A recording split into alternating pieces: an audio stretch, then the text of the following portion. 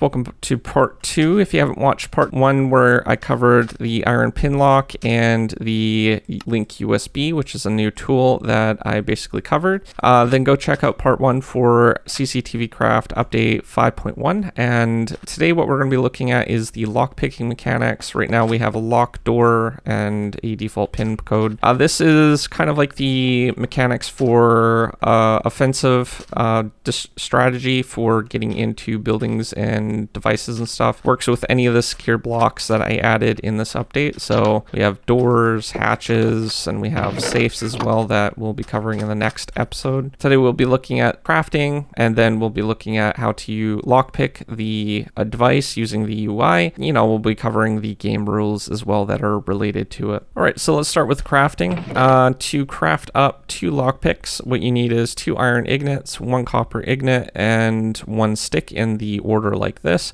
That will give you 2 lockpicks, enough to open and close a door, a single door. So if we were to open this, it's going to still remain locked, but then we'll have to close it again if we don't want, you know, to give off that we've been in there. So we'll have another lockpick for that. So to break it down, when you right click on a locked block like this, it doesn't matter if it's the top or bottom or any of the other parts. Like for hatches, there's 4 blocks in this case. It doesn't matter which one that you click on.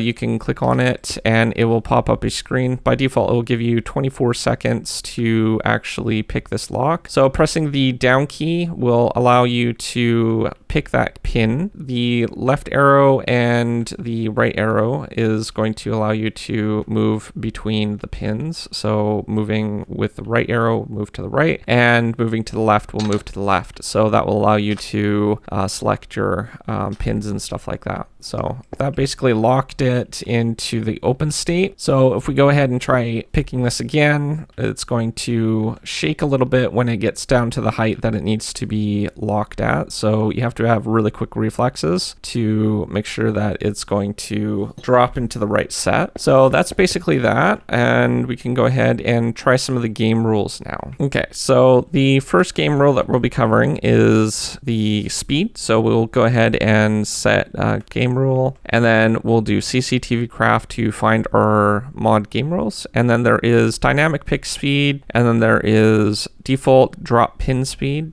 and then there is lockpicking time. So you can control the lockpicking time for how many seconds that you want. This is measured in seconds. So if we wanted to set it to something like 30 seconds, that'll give us a little bit more time. If we wanted to drop it down to 20 seconds, it'll be less time than the default. 25 is the default time that it will be set to, and we'll be leaving that at the moment. So the other one here, which is the default pin drop speed, this is how many ticks that it will take or give you the player to react to dropping the pin. So basically by default it's set to 10 ticks. This is a pretty reasonable one for beginners. If you wanted to speed this up, I would suggest maybe like 6 or 5 ticks, and that will be a lot faster. I think it goes down to about 4 ticks for the hardest level when it's in the dynamic pin, and goes up to 14 ticks for the slower end of things. So that's pretty easy. 6 is kind of like a middle ground for that if you really wanted to go that way. We'll set this to 4 because I'm up for the challenge, and then we'll go ahead and try picking it. So if we go ahead, and you can see the response time now is like really fast on these pins. So we need to kind of get the, as soon as we start seeing it to shake, we need to go ahead and get it locked into place. So there we go, we got it open, and we can do that again just to close the door.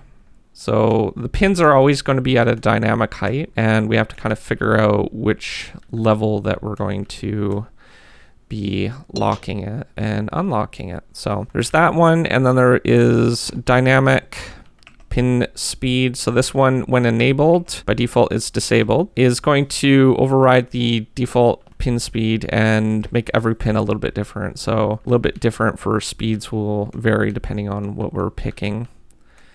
So this one's a little bit faster, that one's fast as well. That one's giving me a little bit of trouble. So this one's slower. So that was easy to react. And there we go. We got it open in 4 seconds to spare. So that's basically the lockpicking and all the different mechanics for that. Next episode, what we'll be covering is the different types of secure blocks. So there's secure doors, secure hatches, and secure safes. We'll be looking at all those and how to use them. So see you guys in that video.